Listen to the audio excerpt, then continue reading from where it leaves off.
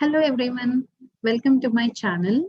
Today I'm going to talk about cell, the basic unit of life from your NCERT textbook, page number 125.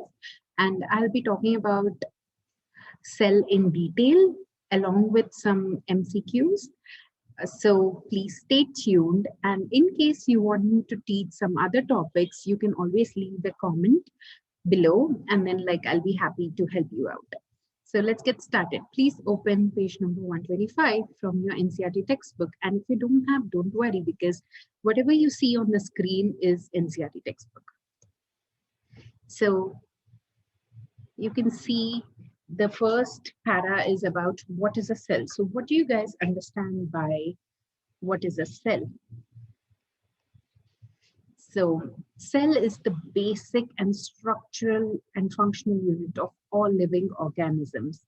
So in our earlier classes, we have learned something about Robert Hooke observing cork cells, right? So he actually observed dead cell wall. He did not observe living cell. So there's a difference. Anton von Leeuwenhoek first saw the cell, whereas Robert Hooke saw cell wall, because when he noticed, when he took the bark from the tree and he noticed something like this in the microscope. So he coined the term cell, which comes from cellulae. Okay, so basically, why did he name this particular thing as cell? Because it looked similar to how prisoner cells are for him. It looks like small, tiny boxes. That's why he named it as cell. All right. So if you're asked in your exam, who first saw and described a living cell, it is Anton von Leeuwenhoek. But who observed the cell wall in cork cells, dead cell, it is Robert Hooke. Okay. And inside the cell, we have the nucleus, and that is first discovered by Robert Brown. Okay, so we studied a bit about three scientists. Robert Brown discovered nucleus, Robert Hooke discovered dead cells, and Anton von Leeuwenhoek discovered first living cell. All right, now coming to cell theory. So we are quite aware of Sheldon and Schwann theory, but we are going to study it in bit detail. All right. So cell theory.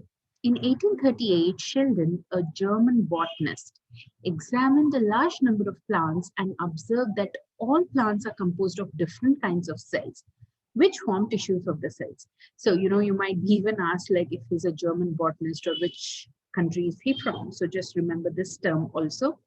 All right. So Sheldon said that plants are composed of different kinds of cells, all right, which constitute two different tissues. At about the same time, Schwann reported that the cells had a thin outer layer, which is today called as plasma membrane. So it's not Schwann, it's actually Theodore. So what did he see is, so this is your cell, right? So you have cell wall and you have the plasma membrane. So I have made a video on plasma membrane, the fluid mosaic model of plasma membrane. So if you guys are interested, please check out the video on fluid mosaic model. I will leave the link below. So who discovered the plasma membrane?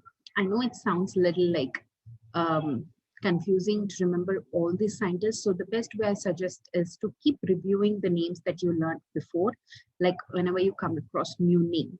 All right.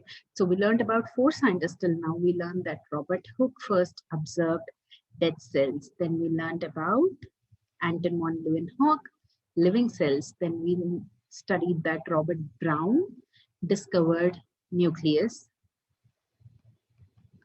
And then we studied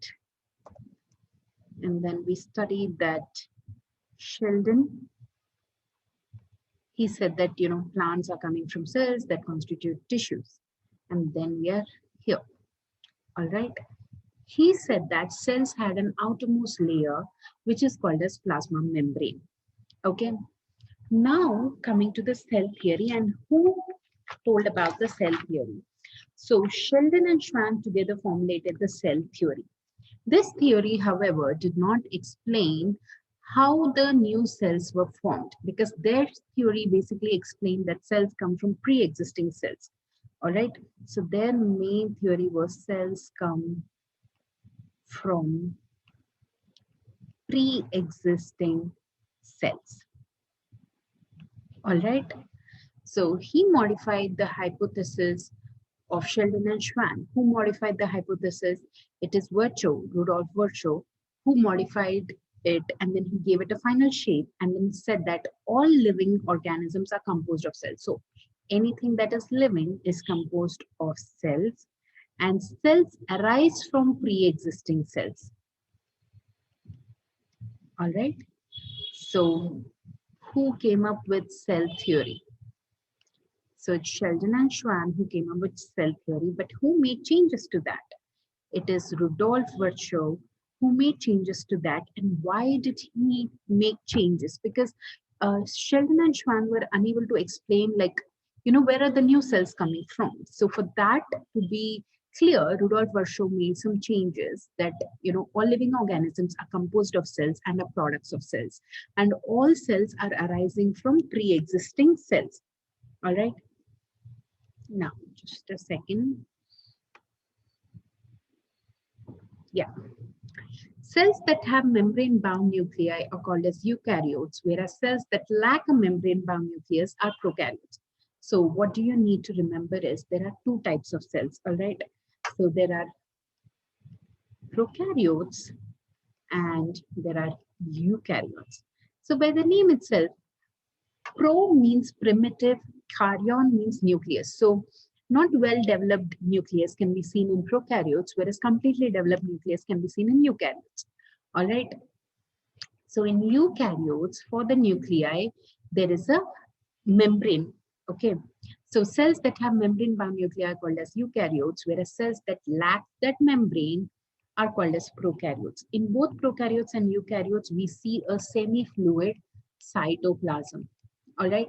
Cytoplasm is like the fluid structure that holds the organelles together. The cytoplasm is the main arena of cellular activities in both plants and animal cells. Various chemical reactions occur in it to keep the cell in the living state. So a lot of reactions keep on occurring in that. Besides the nucleus, the eukaryotic cells have other membrane-bound distinct structures and organelles, such as endoplasmic reticulum. So what all can be seen in eukaryotes? Endoplasmic reticulum can be seen, Golgi complex can be seen, lysosomes, which are also called as suicidal bags of cells, are seen. Then you see mitochondria, which is the powerhouse of the cell. Then you see microbodies, and you see vacuoles, where it is basically used for storage. And the prokaryotic cells lack membrane bound organelles. All right.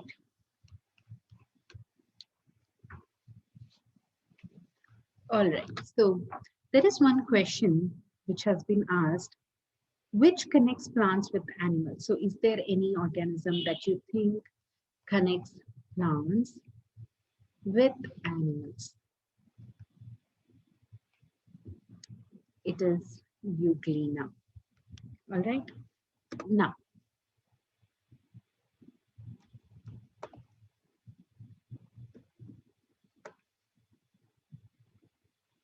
okay. So before we move to ribosomes, I would like to give you a few notes from NCERT textbook. So there is a line saying that the cells that have membrane-bound nuclei are called as eukaryotes, whereas cells that lack are called prokaryotes, and we know the difference. So I hope you know the difference between prokaryotes and eukaryotes. So prokaryotes do not have membrane-bound organelles, whereas eukaryotes have membrane-bound organelles, but both of them have cytoplasm. That's what you need to remember. All right. Now, we can see ribosomes in both eukaryotes as well as in the prokaryotes. All right. So ribosomes are mainly meant for protein synthesis. We'll be talking about each and every cell organelle in detail. So today we are only going to deal with overview of the cell and a little bit about prokaryotic cell. And in the next class, we're going to deal with eukaryotic cell and each and every organelle in detail. All right. So keep watching. So within the cells, ribosomes are found not only in the cytoplasm, but also within two organelles, that is chloroplasts in plants and mitochondria and on rough endoplasmic reticulum. So within the cell itself, we can see that ribosomes are not only found in the cytoplasm, but also within organelles. So where can the ribosomes be seen? That is, it can be seen in chloroplasts. Of course, chloroplasts are present in the plants, right? We all know about what are chloroplasts. So they have a green colored pigment called chlorophyll, which helps in the process of photosynthesis. And we all know what is photosynthesis, right? It's a process in which light energy is converted into chemical energy. A plant is able to make its own food in presence of sunlight, water, carbon dioxide, and chlorophyll. And chlorophyll, basically the leaf, acts like the kitchen. All right, so where it makes its own food and converts the light energy into glucose and gives oxygen. So just let me write that reaction down for you. So what is the need of this chloroplast is what we are talking about. All right, so in presence of sunlight, we are getting the light energy from the sunlight, and carbon dioxide is coming from the air we breathe. So when we breathe out, the carbon dioxide goes into environment as well as from animals. And water that is coming from, like when you water the plants, the water is being absorbed by the roots. Now a plant can make its own food, and the food preparation happens in leaf, okay, in presence of chlorophyll. So plant will make glucose and give oxygen. So these are the end products. All right. So this ribosomes can be seen in chloroplasts, okay, and ribosomes can be seen in mitochondria, which is a cell organelle, and also there are two types of endoplasmic reticulum. One is rough endoplasmic reticulum and second one is smooth endoplasmic reticulum. So on rough endoplasmic reticulum, if there are like spikes of proteins, they're nothing but spikes of ribosomes, it is called as rough endoplasmic reticulum. So rough endoplasmic reticulum, they have ribosomes on them. So where can you see these ribosomes? You can see them in chloroplasts, you can see them in mitochondria, you can also see them in endoplasmic reticulum. All right. Animal cells contain another non-membrane bound organelle. So there is no membrane bound to that, and that is centrosome, which mainly helps in cell division. We'll be talking about it later. Okay, so one of the most asked question in NEET is based on size of the cells. Like here, you can see that they say here, mycoplasmas are the smallest cells, which are 0.3 micrometer in length. All right. But remember, if you are asked in NEET, is mycoplasma the smallest cells or the pleuropneumonia-like organisms, the smallest cells?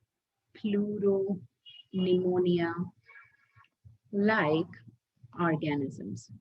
So which one is the smallest cells? Is it mycoplasmas or is it PPLO? The answer is PPLO.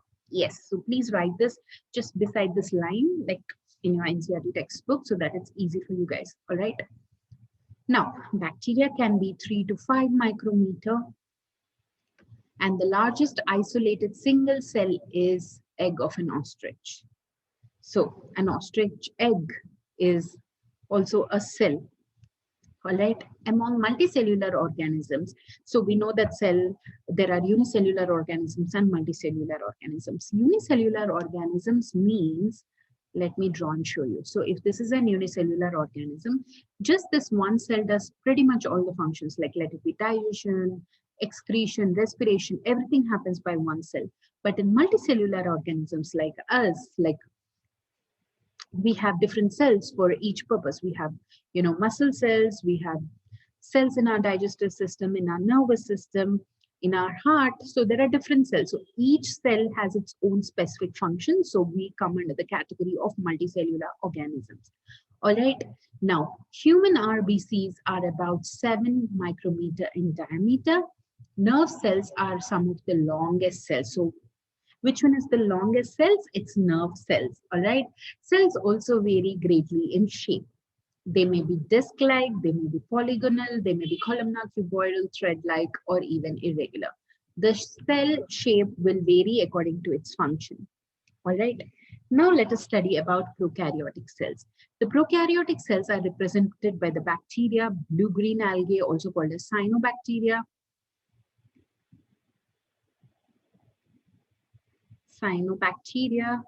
mycoplasma, and PPLO.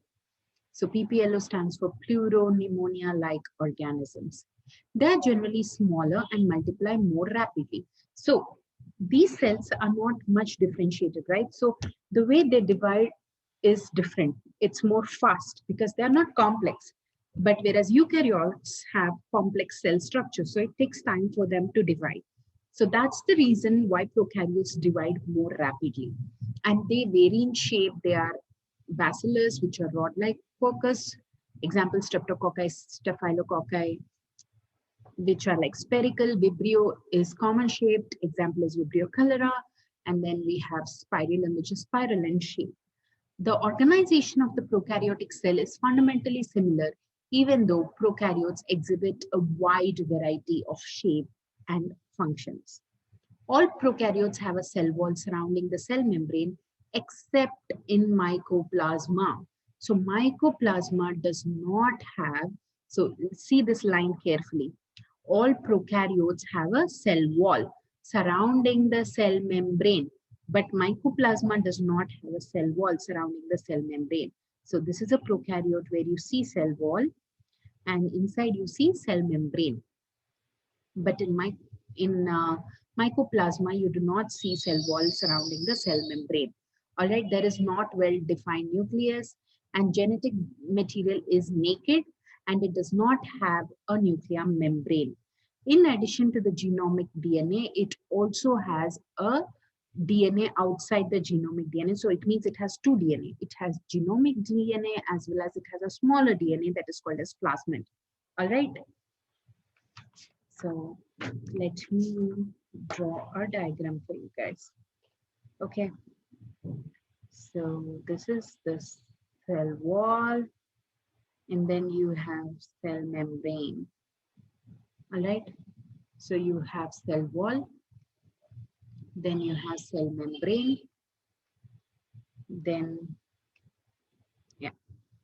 So you have the cell wall that is made up of peptidoglycans. Okay. And you have structures like this all over. And you also have a flagellum. So flagellum is basically meant for locomotion. And this rod-like structures is called as pili. It is mainly meant for anchorage. All right. Then you have ribosome. So cytoplasm is definitely there. We all know that. It is nothing but the fluid which is holding up all the organelles together.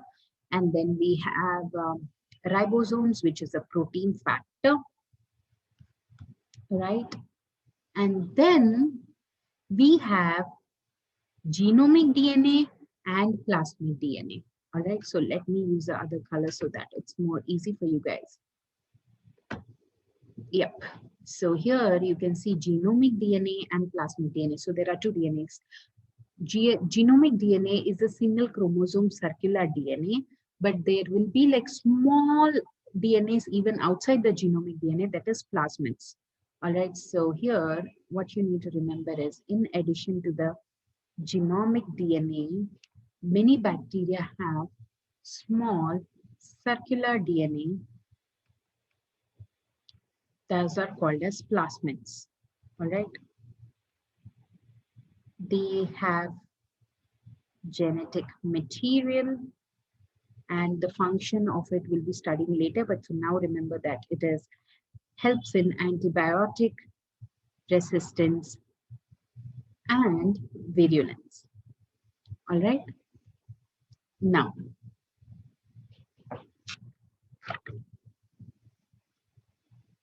the plasmid DNA confers certain unique phenotypic characters to such bacteria.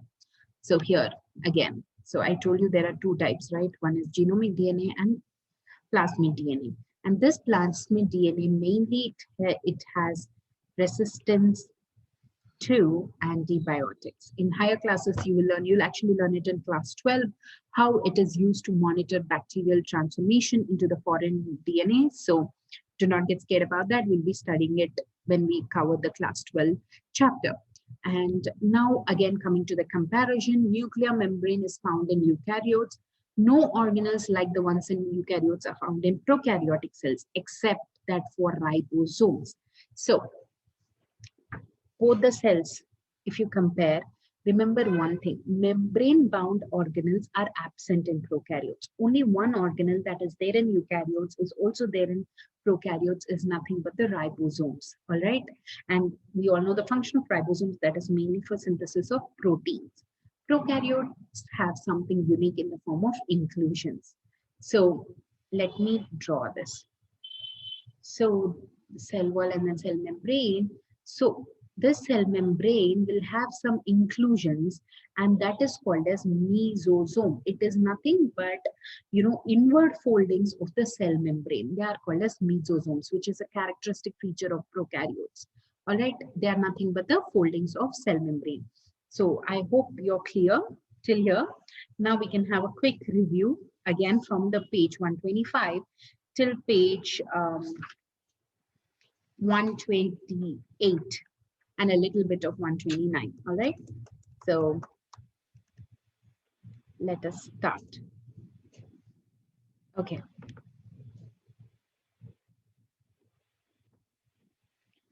So cell.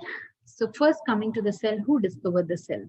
So cell was dead cells were first discovered by Robert Hooke, and he observed it and coined the name cell. And why did he name that? Because it was similar to the prison cells. Next comes Anton von Leeuwenhoek, who first saw the living cell. Then Robert Brown discovered the nucleus, all right? Then comes Schilden, he's a German botanist, and what did he observe is that all plants are composed of cells, and they are, which make up plant tissue, okay?